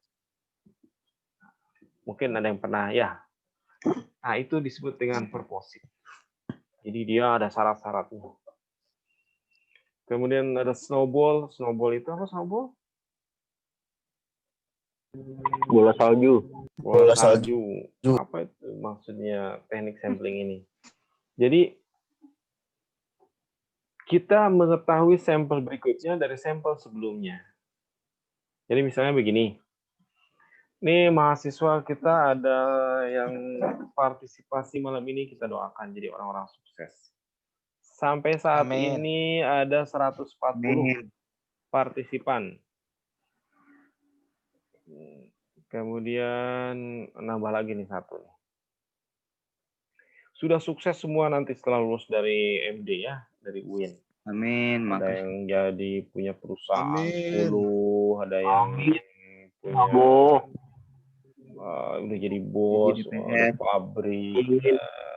Ya, kalian sukses di mana-mana di daerah kalian, di mana-mana. Ada yang di luar negeri misalnya. Nah, sekarang Prodi mau tahu alumni MD itu sekarang posisinya ada di mana. Nah, itu ngelacaknya kan susah kan? Tapi kalau misalnya saya punya kontak Faisal. Saya tanya Faisal, Sal, kamu sekarang kerja di mana? Terus apa kegiatannya? Terus dan seterusnya lah ya. Nah, kemudian saya tanya lagi, Iya, Pak. yang masih kontak sama Faisal siapa? Misalnya Ramadan. Ini Pak, saya sering ketemu sama Ramadan. Oke, saya minta nomor kontaknya dari Ramadan. Dari Ramadan saya tanya lagi, dan saya bisa kontak temennya siapa lagi, misalnya Fahri dan seterusnya. Jadi kita bisa mendapatkan sampel berikutnya dari sampel sebelumnya. Itu disebut dengan snowball. Akhirnya kan lama-lama semua orang sebanyak yang 141 ini bisa kita ambil semua. Nah, itu disebut dengan snowball. Oke. Sampai sini ada pertanyaan? Mau lanjut, rehat, atau yang istirahat dulu kali, Pak? Lanjut kali, Pak. 9.15. Istirahat dulunya ngapain? Dengerin musik dulu. Ngopi-ngopi.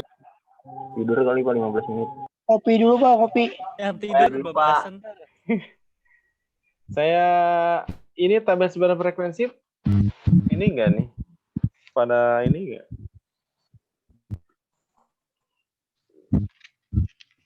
Bapak ulang tahun ya, Pak ya? Enggak. Happy birthday. Tergantung satuannya sih. Mau tahun, ulang bulan, ulang hari.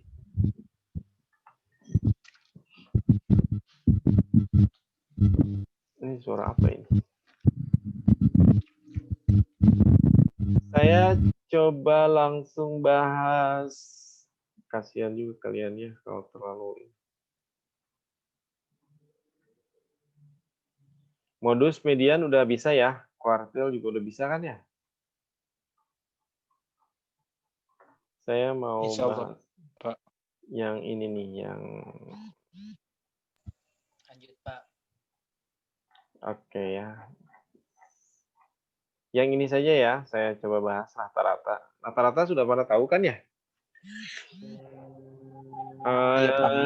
Perhatikan simbolnya ya. Saya zoom. Nah ini, lihat. Ini dibacanya apa nih?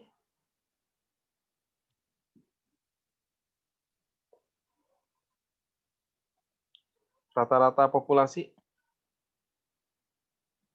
Itu simbol ininya, Pak. Simbol rumusnya. Ro. Bukan ro. Saya bukan ro. Ro itu begini nih. Aduh gimana ya? Ini mu.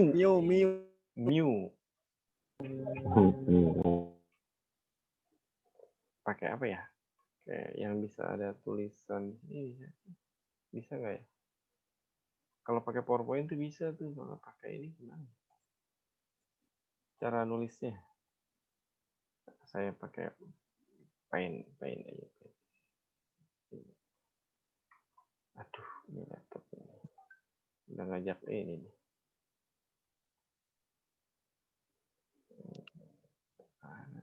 Paint itu ada di mana sih? Oke, ini ada. Paint. Kok di sini paintnya paint 3 dimensi?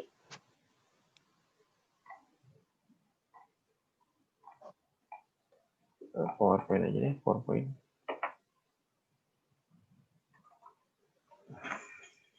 New simbolnya belum pernah lihat.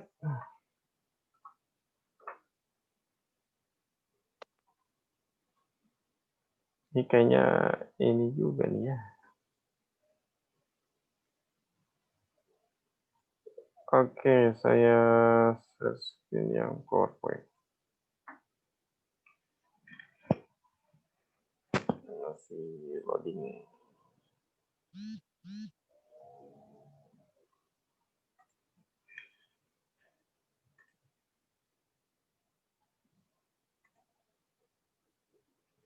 Halo. Aduh, lama nih. Office gratisan sini. Office 365 itu gratis kan ya? Kalau beli ada Pak 200.000. Masa? Kalau yang 365, kalau yang 365 plus jutaan. Di Tokped? Enggak, kemarin nemu di website di Google. Tapi saya dapat gratisan ini. Bawaan laptop Pak.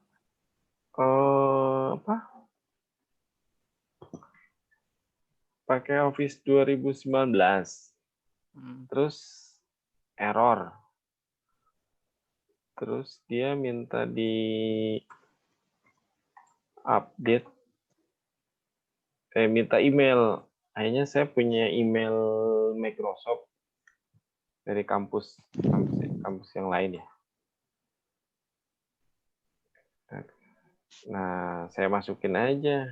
Ternyata ini apa?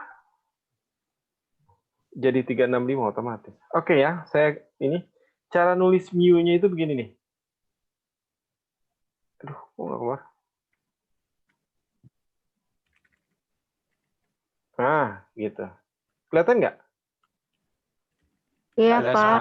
Lihat. Ya. Oke. Ini disebutnya mu. Kalau ro itu begini nih, ro. Nah, ini ro. Iya, Pak. Pernah kok pas SMA. Oke ya, cara menulisnya. Saya lanjut ke mana tadi? Oke. Ini ya, mu. Jadi rumusnya sigma xi X Sigma itu X, data, I itu indeks 1 sampai N. Jadi kalau misalnya datanya 10, kalau sigma itu jumlah. Jadi data pertama ditambah data kedua, tambah data ketiga, dan seterusnya. Nanti kita latihan setelah ini ya. Kita pelajari simbol-simbolnya dulu. Kemudian kalau sampel, ini X bar. Jadi X bar sama dengan sigma XI, I-nya 1 sampai N dibagi N. Beda ya, populasi rumusnya. Pembaginya di sini N besar, yang di sini N kecil. Wilayah itu nilai terendah dikurangi nilai tertinggi, JAK jarak antar kuartil itu kuartil tertinggi dikurangi nilai kuartil terendah, itu Q3 dikurangi Q1. Oke, yang berikutnya ini ragam atau varian. Itu ini simbolnya kayak gini. Apa ini bacanya? Ada yang tahu nggak? Nih kayak gini nih, tahu.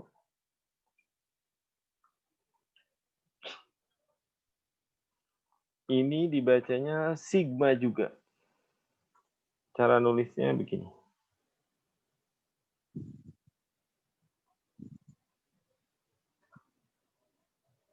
Cara nulisnya begini. Nggak keluar. Nah, gitu ya. Oke. Ya, ini agak yang pertama kayak yang paling mendingan. Nah, itulah. Jadi dia dibacanya sigma juga. Apa bedanya sigma yang ini nih, yang kayak E dengan yang ini, sama kayak kalau di kita kenal huruf Latin itu kan ada A besar, ada A kecil ya. Tahu kan A besar kecil? Belum?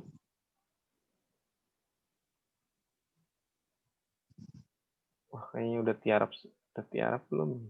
Iya Pak, tahu. Ya, ini sigma besar gitu ya. Ini sigma kecil, tapi ya, dibacanya seperti itu. Jadi rumus varian itu adalah sigma kuadrat sama dengan sigma xi I-nya 1 sampai N dikurangi mu dikuadratkan dibagi N. Nah, kalau ragam datanya data sampel itu S kuadrat, pembaginya N kecil. Nah, ini pembaginya di sini N, di sini N dikurangi 1. Simpangan baku itu apa rumusnya? Akar dari masing-masing ragam. Kita coba ini saja latihan terakhir ya. Kita misalnya pakai ya, pakai data sembarang saja. Misalnya berapa?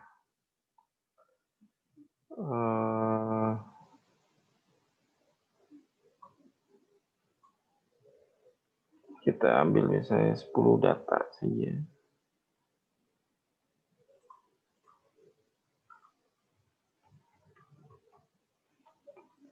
Ini kita simbolkan X. Sembarang ya, misalnya 50, 90.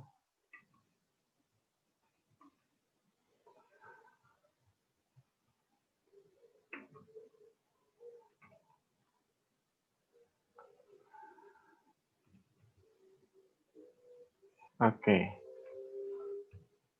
Yang pertama kita mulai adalah ini, rata-rata. Kita misalkan ini adalah data sampel. Kenapa data sampel? Karena dalam riset kuantitatif itu minimal jumlah sampel itu 30 jumlah sampel. Jadi, apalagi kalau dibuat 30 gitu ya. Ya ini kita anggap misalkan data sampel. Nah sekarang jumlah. Ya, tinggal dijumlahkan kan? Kalau Excel gimana rumusnya? Ini jumlahnya. Sekarang kita nyari rata-rata. Jadi rata-rata itu ya tinggal sama dengan jumlah, kan setiap data dijumlahkan dibagi jumlah datanya. Datanya kan ada 10. Nah, berarti ini kalau pakai rumus di Excel juga ada ya. Kalau pakai rumus itu nggak usah pakai rumus lah. Ya. Pakai ini aja. Iya, boleh, Pak. Nanti pakai Excel pakai rumus semua. Nanti kamu cari sendiri lah kalau yang itu. Lebih cepat sih memang. Cari pakai Google ya. Simpel Nah, aja, Pak. kita ini juga sebenarnya rumusnya ada ya, rumus langsung itu. Tapi kamu bisa nanti cari sendiri. Saya akan mengajarkan kalau manual ini, hitung manual ya. Jadi karena datanya sampel, berarti kita pakai rumus yang ini. Ini S kuadrat sama dengan sigma XI, I-nya itu 1 sampai N dikurangi X bar dikuadratkan dibagi N dikurangi 1. Kita nyari ragam. Kita butuh di sini XI dikurangi X bar kan rumusnya. Nah, Ya. I itu apa? Itu kita pindah ke Excel.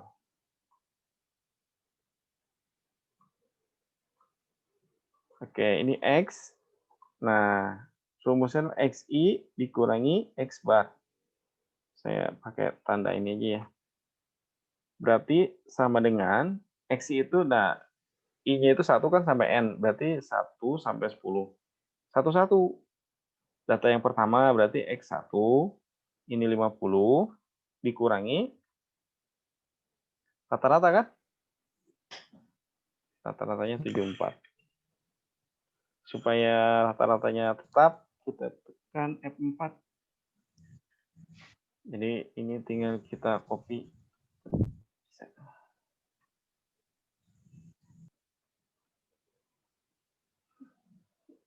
Ini kemudian tadi rumusnya XI dikurangi X bar dikuadratkan. Berarti yang ini dikuadratkan. XI dikurangi X bar pangkat 2 dikuadratkan ya. Sama dengan ini pangkat 2.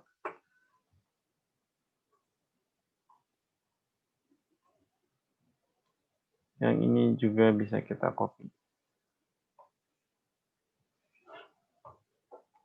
Nah, ini dapat 1840.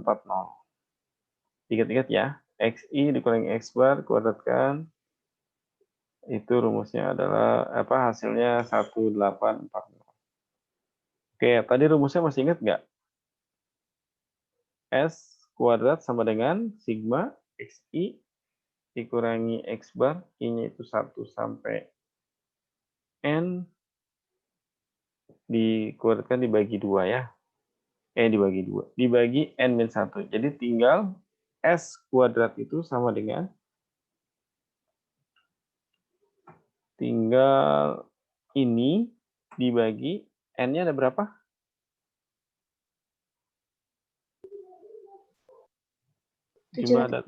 Jumlah datanya ada berapa? 740, Pak. Jumlah data. 10. 10, Pak. 10, Pak. 10 dikurangi 1. 10, Pak.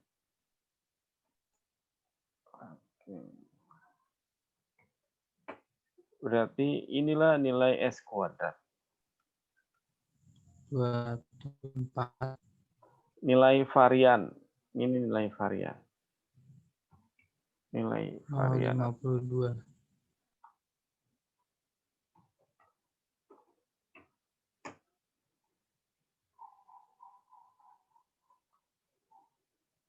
Nah, ini untuk menjelaskan tadi penggunaan rumus ini ya.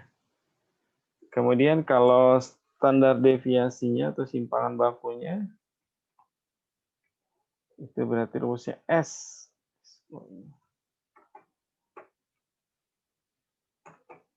S. Nah, rumusnya tinggal akar dari itu saja. Akar. dari atas. 14,29841. Ini kira-kira cara mencari varia dengan simpangan tahu. Ada pertanyaan? Atau sudah lelap? Pada rebahan kali, Pak. Udah pada ngopi, Pak. Belum. Oh. Oke, ada pertanyaan nggak? Punya Pak Hari kuotanya udah sekarat. Pak, kuota saya tinggal 200 MB, Pak. Tinggal 200 MB. Aduh. Pak, ini juga. Ya udah. Oke, sampai sini ada pertanyaan? Pak, Cukup Pak, cukup. Oke. Insya Allah tidak ada Pak. Oke. Kalau nggak ada, kita cukupkan. Baik. Oke. Nanti kalau ini bolehlah bisa WA ya. Kita ujian tanggal berapa? Minggu depan. Minggu depan, benar, Pak. Mau siang, malam, pagi, sore, petang? Wah, lebih enak lebih malam, Pak. 2 hari, Pak. Siang, Pak, jangan malam. Otaknya nggak muter. Malam, Pak, malam. Terembes kotak-kotak. Malam waktunya ngepus, Pak. Yang ininya udah mau bisa kita sepakati hari ini nggak? Biar kalian bisa siap-siap. Betul, Pak. Soalnya kirim hari ini, Pak. Ngumpulinnya minggu depan. Soalnya belum bikin. Minggu depan ya, Pak. Lebih enak waktunya yang lama, Pak. Konsep soalnya gimana Pak ngerjainnya Pak? Oke. Waktunya tetap ditentukan ya. Misalnya 1,5 jam.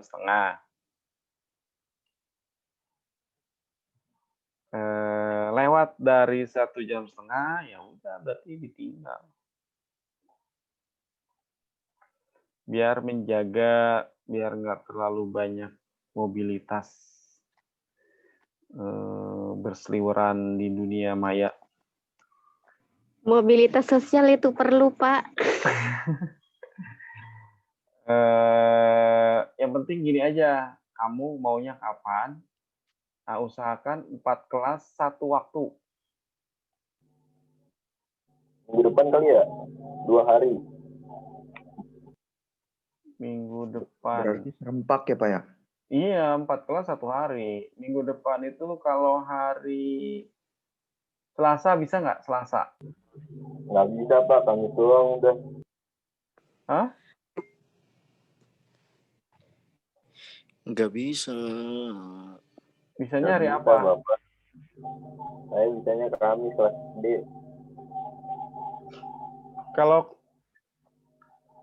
jamnya bebas ya, jamnya bebas. Jamnya bebas, mulainya maksudnya. Kelas A sama B, kalau nggak ini berarti ini ya. Kalau nggak komplain berarti bisa ya. Bisanya apa? Kamis. Kalau Kamis kelas A saran habis Johor, Pak. Kalau pagi sampai itu ada kelas juga, kelas A. Ada kelas. Kamis itu tanggal harinya dulu aja, harinya. Ada 2, Pak. Tanggal 22. Oke, tanggal 22. 22 Oktober. Samaan nggak ini ya? Jam. Jam berapa? Jam 1. Jam 1 aja, Pak. 13.00. Jam 1 sampai jam 4, Pak. Lamaan. Sampai jam 3, Pak. Jam 1 sampai jam 12 malam, Pak. Sampai Sabtu, Pak. Sampai selesai, Pak. Sampai Sabtu. Sampai Kamis depan, Pak. Kamis depan. Kayak anak SD aja. Kurang lama, Pak. Tanggung 15, Pak. Tanggung, Pak, jam 3, Pak. Oke. Sampai jam 12.00, Pak. 15, Pak. Jam 12.00. 15. 16, Pak. Oke, sudah. Kalau nanya nggak bakalan kelar ini. Sampai 12.00 waktu Indonesia malam, Pak. Oke ya, ini kita sepakati ya semua kelas. Ini semua kelas, dari kelas A sampai kelas D. Kemudian dikumpulkannya nanti saya akan share di grup masing-masing di grup nanti sama PJ-nya yang akan nyebar ya. Soalnya ada berapa, Pak? Belum tahu nih, soalnya saya belum bikin. Yang pasti kalau Pikiran itu soalnya kalau setiap orang dia ngerjain, kemudian dia sambil ngasih tahu temennya, kemungkinan nggak selesai. Kira-kira saya mau cari buat soal kayak gitu. Jadi dia. Jangan beranak pinak. Jadi bagaimana caranya soal itu semua orang mengerjakan masing-masing. Nah itu kamu jangan kepikiran pengen nyontek tuh. Karena pernah kejadian. Tahun kemarin itu saya pernah bikin soal setiap mahasiswa itu beda.